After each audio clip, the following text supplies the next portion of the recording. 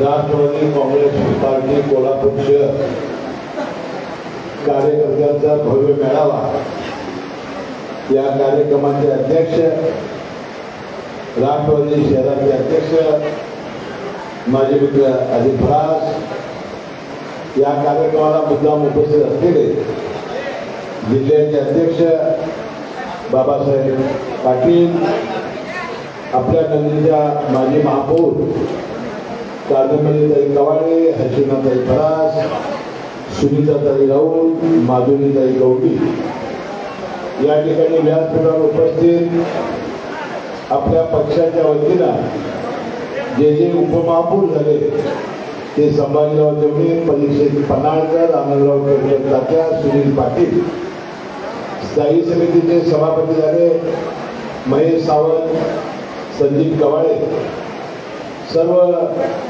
राष्ट्रवादीचे माजी नगरसेवक उत्तम कवलाने, प्रकाश गवडी, सतीश जोडगे, प्रकाश काटे, प्रकाश कुंभार, विश्वासराव आयरेकर, नंदकुमार गुजर, रेखा आवडे, शारदाताई देवणे, वदनाताई आयरेकर, रोहिणीताई काटे, अनुराधाताई केळकर, अर्चनाताई कोराणे, पदाधिकारी जयदाताई मुजावर, महेंद्र चव्हाण, पूजा साळुंके, सुनील गाताडे, निरंजन पवार, ओंकार माने, प्रमोद पवार, युवराज साळुंके, राजेश्वर पत्की,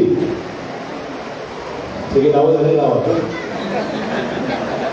आता एवढी नावांची वाचलेली आहे. आता ज्यांचं नाव राहिलं असेल त्यांनी मला काय शिव्या देऊ नका, ज्याने छापलेली आहे त्याला बोला. मोठ्या संख्येने उपस्थित शहराचे राष्ट्रवादी काँग्रेस पक्षाचे कार्यकर्ते, पत्रकार बंधूंनो आणि माझ्या तरुण मित्रांनो, बंधूंनो, पहिल्यांदा आपण राष्ट्रवादी काँग्रेस पक्षाच्या मार्फत भारतीय सैन्य दलाचं आणि देशाचे पंतप्रधान नरेंद्र मोदी यांचं अभिनंदन करूया. आपल्याला माहिती आहे की पहिलगावला अतिरेक्याने फार मोठा दुर्दैवी हल्ला केला. निरपराध असे देशातील 36 नागरिकांचा बळी त्यांनी घेतला आणि त्यांच्या पत्नीला त्यांनी विधवा केलं आणि त्यांनी सांगितले की नरेंद्र मोदींना जाऊन सांगा. म्हणून देशाचे पंतप्रधान नरेंद्र मोदी देशाचं आपलं सगळं फौज, देशाचे संरक्षण मंत्री राजनाथ सिंह, गृहमंत्री अमित शाह, केंद्रीय मंत्रिमंडळातील सर्व त्यांचे सहकारी यांनी ऑपरेशन सिंदूर नावाचं ऑपरेशन चालवलं. अमेरिकेत जाऊन घुसून त्यांनी त्यांच्यावर हल्ला केला. ज्या अतिरेक्यांचे अड्डे होते ते उद्ध्वस्त केले. जवळजवळ 100च्या वर अतिरेक्यांना कंठस्नान आमच्या फौजांनी घातलं आणि जवळजवळ 10 एअरबेस ज्या विमानतळावरून या लढाईतील विमानं उडतात ते एअरबेस उद्ध्वस्त केल्यावर पाकिस्तानानं अमेरिकेचे राष्ट्राध्यक्ष डोनाल्ड ट्रम्प यांच्याकडे भीक मागितली आणि हे जे युद्ध थांबवण्याचा प्रयत्न केला आणि नरेंद्र मोदी साहेब देशाच्या पंतप्रधानांनी त्यांना इशारा दिलेला आहे, असं जर अतिरेकाचं संरक्षण पाकिस्तान करा असेल तर हा पाकिस्तान आम्ही बेचिराग केल्याशिवाय राहणार नाही. त्याने आतापासून या अतिरेकाचं संरक्षण बंद करावं, त्याला खतपाणी घालण्याचं बंद करावं, सिंधू करारावर आपली बोलणी होणार नाही, पीयूको आम्ही घेतल्याशिवाय राहणार नाही, अशा अनेक घोषणा पंतप्रधानांनी आपल्या भाषणामध्ये केलेल्या आहेत. मी आपल्या वतीनं नरेंद्र मोदी देशाचे पंतप्रधान यांनी 26 आमच्या भगिनींचं जे कुंकू गेलेलं होतं, सिंदूर गेलेलं होतं, ते ऑपरेशनच्या निमित्ताने त्यांनी यशस्वी केल्याबद्दल आपल्या सर्वांच्या वतीनं या सर्वांचं मी मनपूर्वक अभिनंदन करतो आणि त्यांचं मी धन्यवाद मानतो. आता आता भारतीय जनता पक्ष, राष्ट्रवादी काँग्रेस पक्ष आणि शिवसेना शिंदे गटाने या युद्धाच्या पार्श्वभूमीवर जे विजयी काम या सगळ्यांनी केलं त्याबद्दलच्या तिरंगा यात्रा देशात निघत आहे. जिथे राष्ट्रवादी काँग्रेस पक्ष ही तिरंगा यात्रा आयोजित करेल तिथं, जिथे भारतीय जनता पक्ष आपला मोठा भाऊ आहे जो तिरंगा यात्रा जिथे आयोजित करतील तिथं, किंवा शिवसेना शिंदेगड जिथं आयोजित करेल तिथं राष्ट्रवादीच्या जिल्ह्यातील सर्व कार्यकर्त्यांनी मोठ्या संख्येने त्यामध्ये सामील होऊन या सर्वांचा जय जयकार करावा अशी विनंती मी या बैठकीच्या आणि मेळाव्याच्या निमित्ताने सर्वांना करतो. बंधूंनो,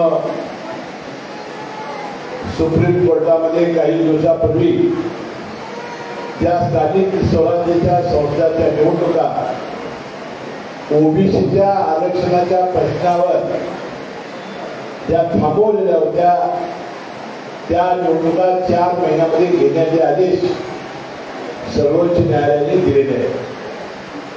निवडणूक आयोगानं पूर्वतयारी सुरू केलेली आहे. सप्टेंबर महिना अखेर या निवडणुका घ्यायच्या आहेत.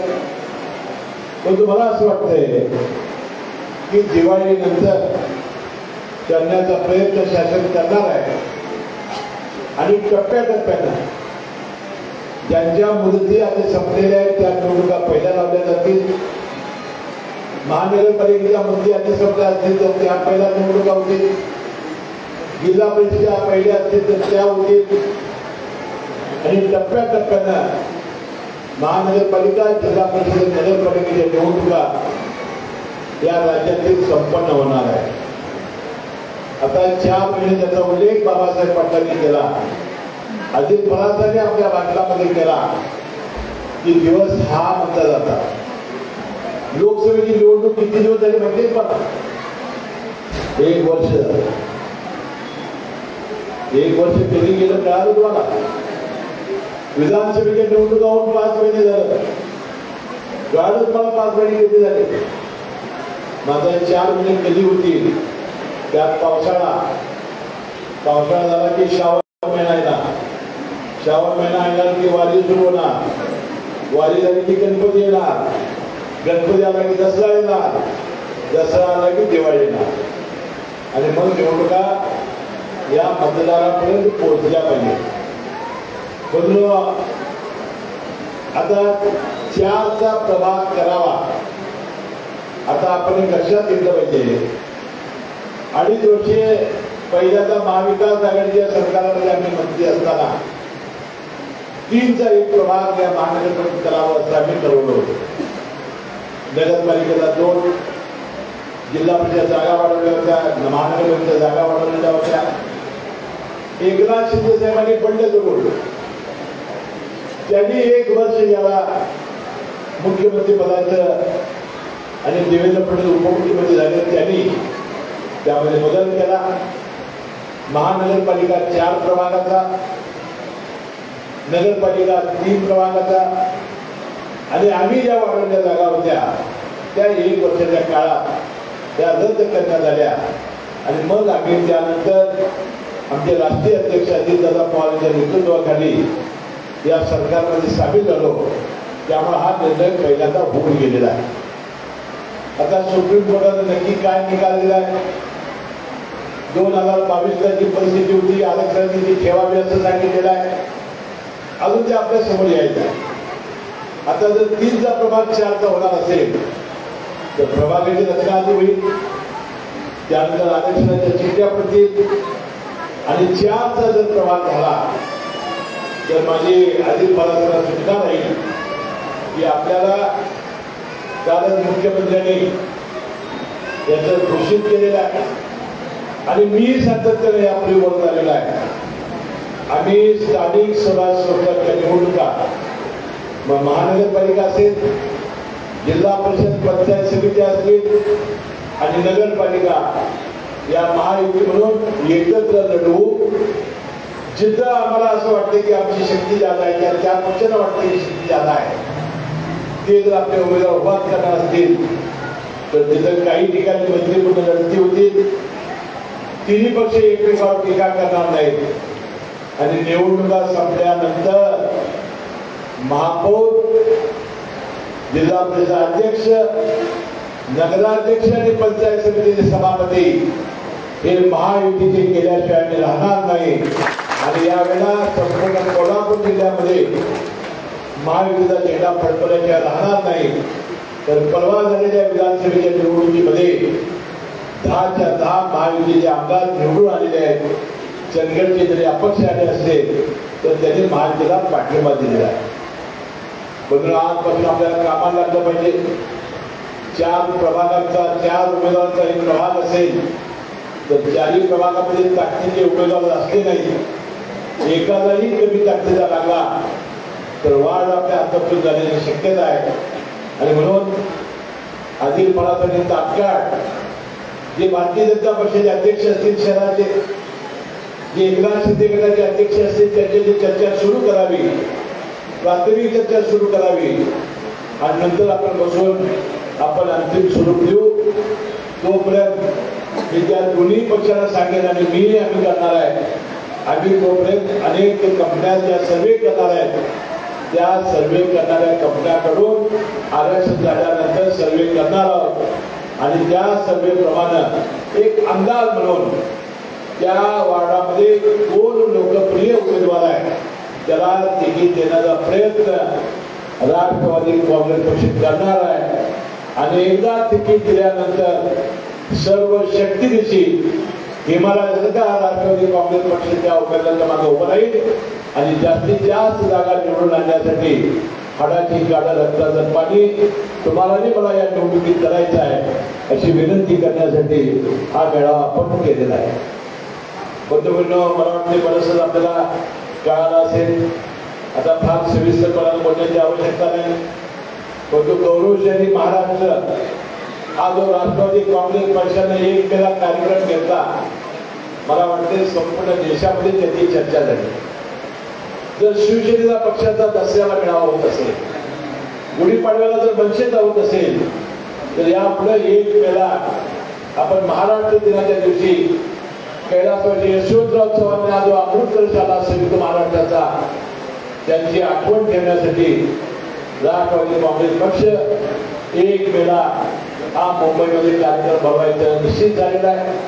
मी कोल्हापूर शहरातील आणि विशेषतः कोल्हापूर जिल्ह्यातील सर्व कार्यकर्त्यांचं मनपूर्वक अभिनंदन करतो की हा अमृत कलश ज्यावेळी आला त्यावेळी पन्हाळगडाहून सकाळी 8 पासून हजारो कार्यकर्त्यांनी, शेकडो कार्यकर्त्यांनी गाड्यासह त्याचं स्वागत काढली, मिरवणूक काढली आणि माणगाव छत्रपती शिवाजी महाराजांचा पुतळा, त्यांचं समाधीस्थळ छत्रपती शिवाजी महाराजांचा पुतळा, करवीर निवासिनी अंबाबाई, डॉक्टर बाबासाहेब आंबेडकर, महात्मा ज्योतिबा फुले, ताराराणी या सर्वांचं दर्शन घेऊन माणगावला डॉक्टर बाबासाहेब आंबेडकर आणि छत्रपती राजर्षी शाहू महाराजांची झालेली भेट या सगळ्यांचं आठवणी आणि माती आणि पाणी घेऊन या जिल्ह्यातील सर्व गडकल्याणची माती घेऊन आणि पाणी घेऊन आम्ही जयशिरपूर येथे सांगली जिल्हा राष्ट्रवादी काँग्रेसच्या आपण हातामध्ये अमृत कलश दिला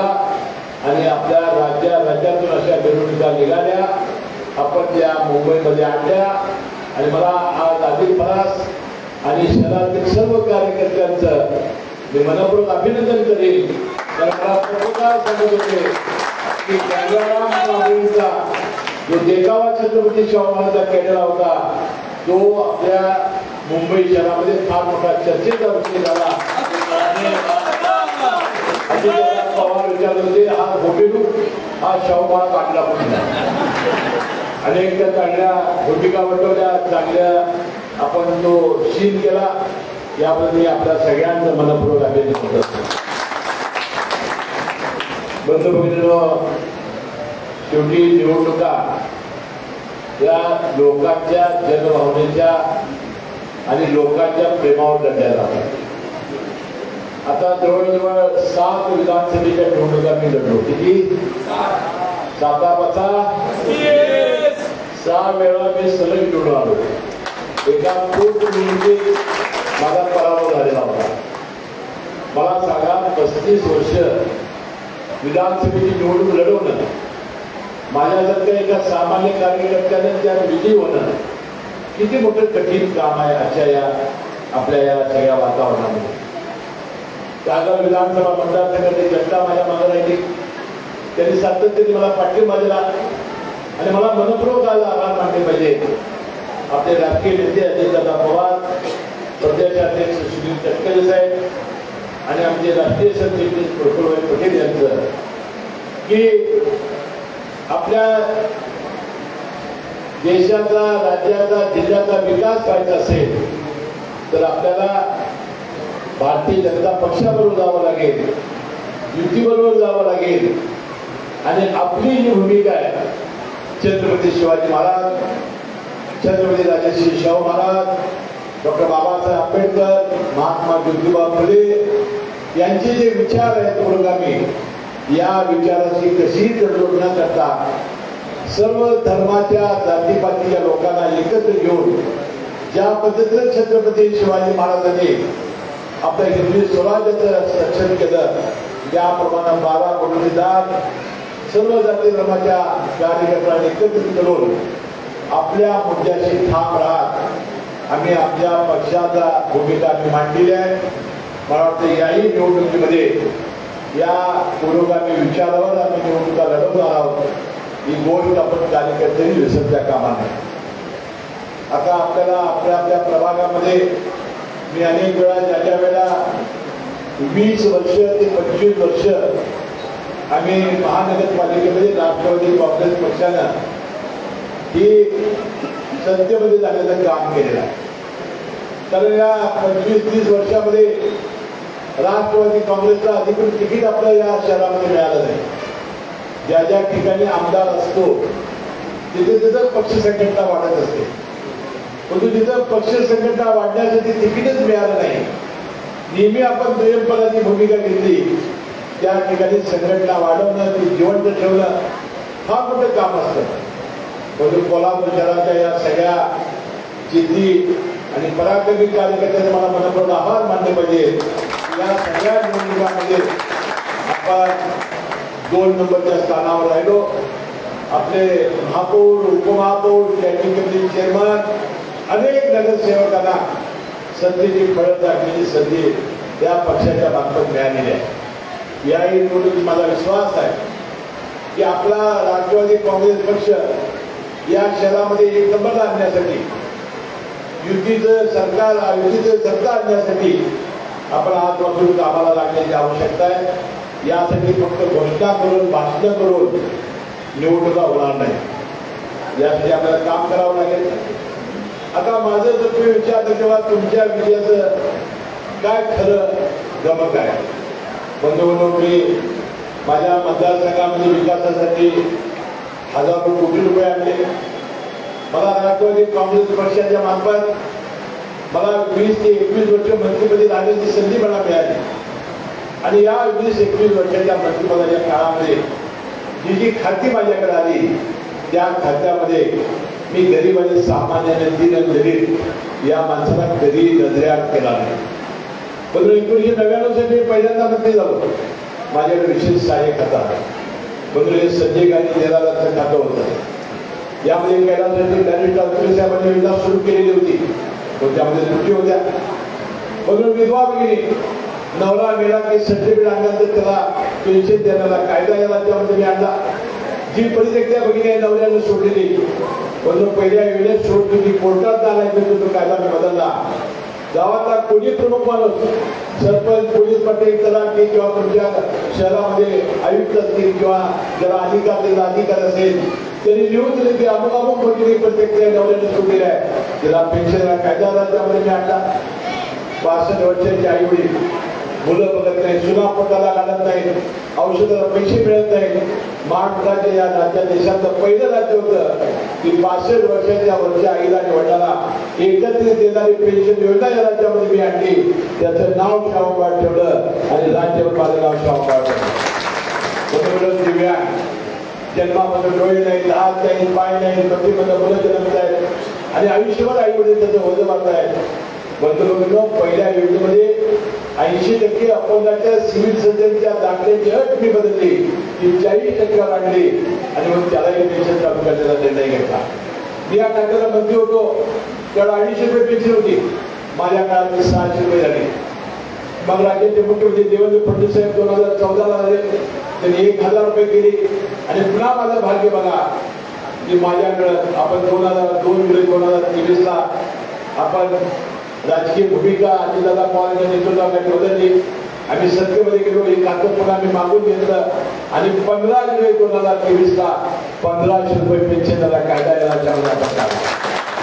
आता तुमची आपली उद्योगची संजय गांधी कमिटी झालेली नाही, असे आजोबाला तुम्ही ताबडतोब शहराच्या आमदारांना भेटून एक कमिटी करून घेतली पाहिजे.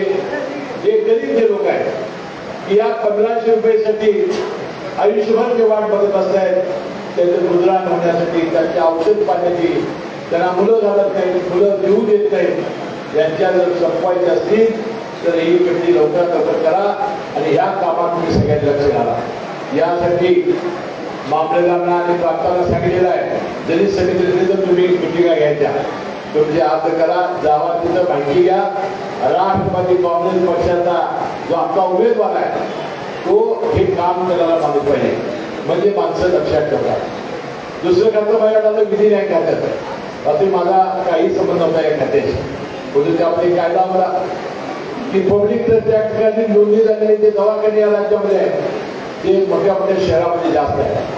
बॉम्बेमध्ये बॉम्बे हॉस्पिटल, लीलावती, जसलोक, रहेजा, हिरानंदानी, त्यांचं रहेजा, हे सगळे हॉस्पिटल, ब्रिज कॅन्डी, हे सगळे पब्लिक ट्रस्ट ऍक्टखाली नोंदणी झालेले आहे. पुण्यामध्ये रुबी, जहांगीर, मंगेशकर ही पब्लिक ट्रस्ट ऍक्टखाली नोंदणी झालेली धर्मादाय दवाखाना. यांनी कायद्याने 10% गरिबांचा मोफत उपचार करायचे होते. त्याला शेकडो कोटी सोडून राज्य शासनाने दिलेल्या होत्या आणि शासनाने अपेक्षा केली होती एखाद्या गरीबाच्या घरामध्ये हृदयविकार आला तर आपल्याकडे पाहिजे बिंदू, मुलगा, कॅन्सर, किडनी, लिव्हर, ब्रेन लाखो रुपये द्यावे लागतात गरिबांचा आधार कुठला. घर, सोनं, नाणं, जमिनी लुटला, तेवढ्या पैशाची जुनी होत नव्हती. म्हणून मी कायदा आणला. शेकडो कोटीच्या सवलती घेऊन हे दवाखान्याचं उपचारच करणार नसेल तर त्याचा मुख्य मालक उद्योगपती किंवा मुख्य मालक डॉक्टर त्याला 6 महिने शिक्षा आणि 25,000 रुपये दंड करणारा कायदा मी केला. आणि म्हणून आज राज्यामध्ये 18 वर्षामध्ये लाखो लोकांचे ऑपरेशन मोफत व्हायला लागले. आज मी 25-30 पेशंट जर आपल्याला मुंबईला घेऊन जाते गंभीर आजाराची.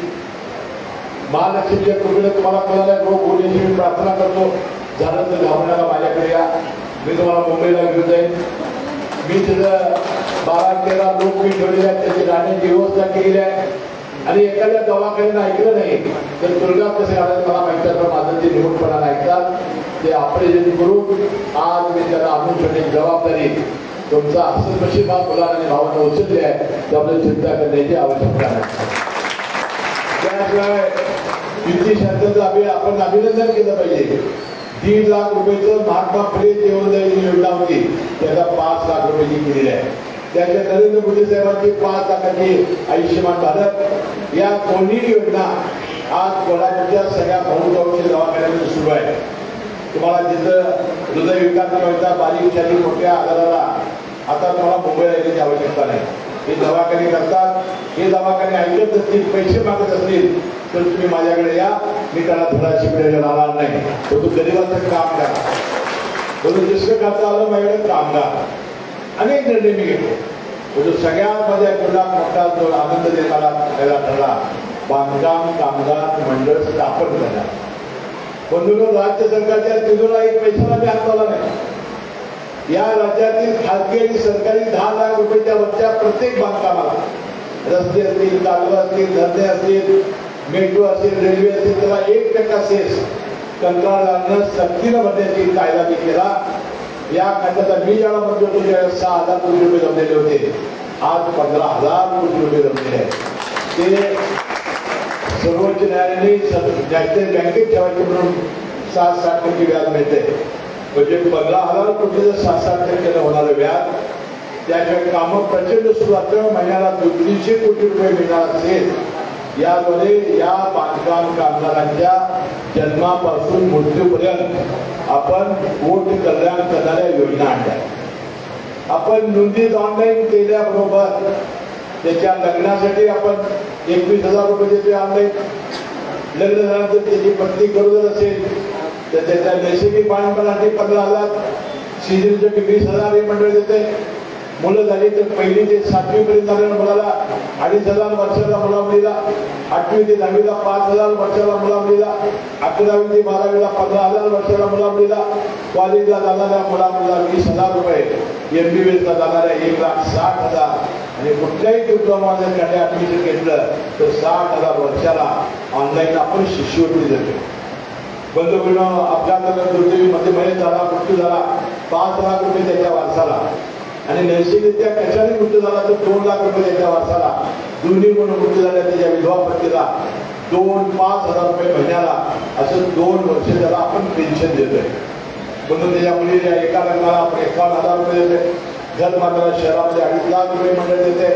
आणि मग आम्ही एक योजना आणली की हे बांधकाम कामगार दुपारच्या वेळेला चांगलं जेवण मिळावं, ताजं सकस मिळावं म्हणून आपण मध्याह्न भोजनाची योजना आणली. ते शाकाहारी होते, आपले कामगार खाटून खाणारे, त्यामुळे जेवण राहायला आलं, कॉन्ट्रॅक्ट ते जेवण वाढायला आलं, आंबायला आलं आणि मग बातम्या सरकारच्या विरुद्ध आल्या. म्हणून आम्ही सुरू केलं 10,000 रुपयाची प्युअर स्टेनलेस स्टीलची भांड्याचा सेट लग्नाला रुपये जसं देतात तसं द्यायला सुरुवात. पण हे ऑनलाईन आहे आणि म्हणून मी तुम्हाला विनंती करेन हे ऑनलाईन करण्यासाठी माझ्या फाउंडेशनचे माझे कार्यकर्ते भयंकर तयार आहे. त्या तर तुम्ही आधी मला त्याच्या नेतृत्वाखाली आपण कार्यालयाला करा. आमचे कार्यकर्ते मी पाठवतो. जोपर्यंत तुम्ही या गरिबांनी सामान्य माणसाला जाणार नाही, या योजना त्याच्या झोपडीपर्यंत पोहोचवणार नाही, तोपर्यंत तुम्हाला कोणी मदत देणार नाही. विकास जरूर करा. आता आपल्याला माहिती की या कोल्हापूर शहराच्या पिढ्याच्या थेट पैशांची योजना जेव्हा अजितदादा पवार उपमुख्यमंत्री झाले पण आम्ही शास्त्रीय ग्राउंडवर एकच राष्ट्रवादी काँग्रेस पक्षाचा सत्कार केला. तेव्हा अजितदादांनी पवारांनी सांगितलं की हे पंचगीत प्रदूषित पाणी शहराला देणं योग्य नाही. मी 2 वर्ष महाविद्यालय शिक्षणाने या कोल्हापूर शहरात राहिलेला आहे. मी या कोल्हापूर जिल्ह्याला काळमवाडी शहराला काळमवाडीपासून थेट पाईपलाईन स्वच्छ आणि मजबूत देणारी पाईपलाईन योजना आणल्याशिवाय मी पवारला अवघात सांगणार नाही. आणि त्यांनी 700 कोटी रुपये दिले अशी योजना बोलत. काही त्या योजनेमध्ये कुठे आहेत परवाच मी आयुक्ताला पण सांगितलं हे होणं बरोबर नाही.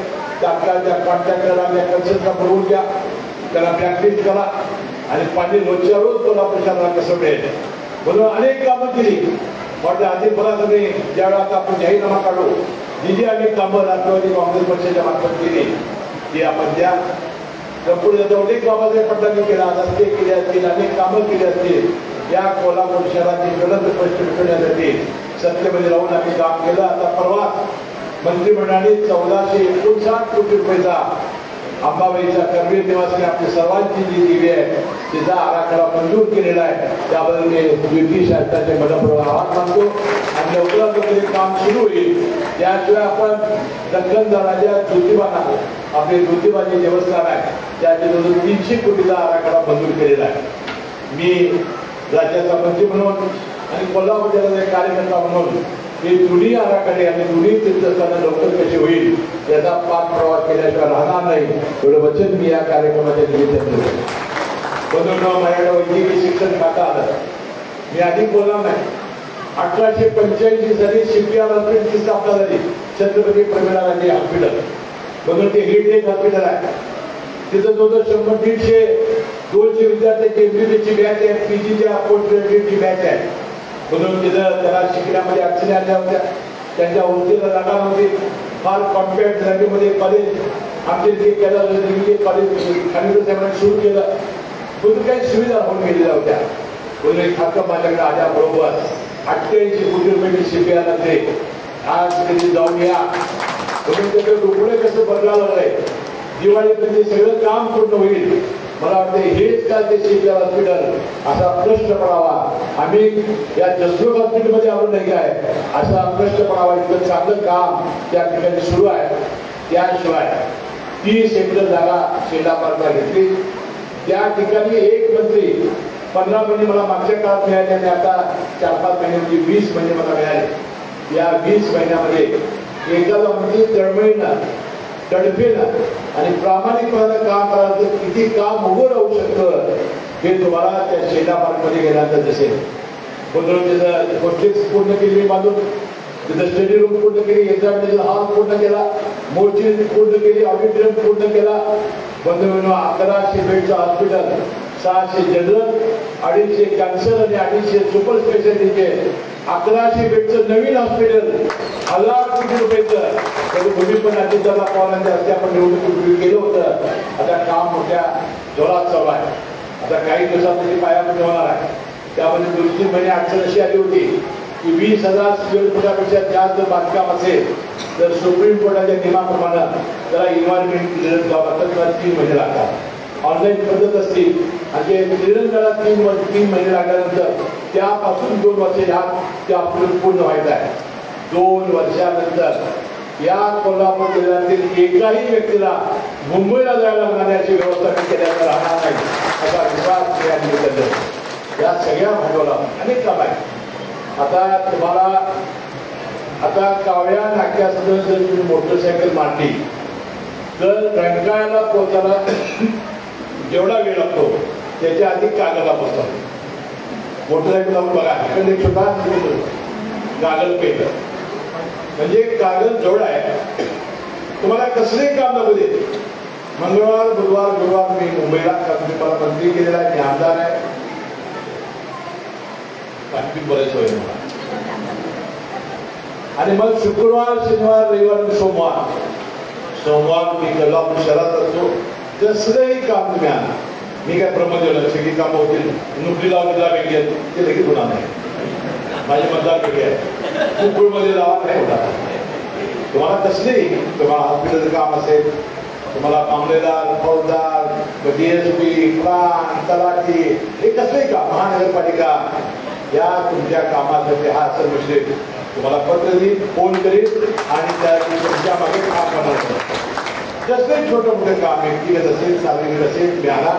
आणि या पुढच्या काळात आज संकल्प करूया की येणाऱ्या या महानगरपालिका निवडणुकीमध्ये राष्ट्रवादी आणि या दोन्ही आपल्या मित्र पक्षांची सत्ता आपण आणल्याशिवाय राहायचं नाही. यासाठी आजपासून शपथ घेऊन कामाला लागूया एवढाच या निमित्ताने मला सांगायचं होतं. पुन्हा एकदा एका चांगल्या मेळाव्याचं आयोजन अजित पवारांनी केलं त्यांचं आणि आपल्या सर्वांचं मी मनपूर्वक मी आभार मानतो, तुम्हाला धन्यवाद देतो. परंतु ही कामं केल्याशिवाय लोक मत देत नाही. आणखी एकामुळे मत देतात ते सुद्धा आपण प्रयोग करू. म्हणजे हे काम करायला लागतं.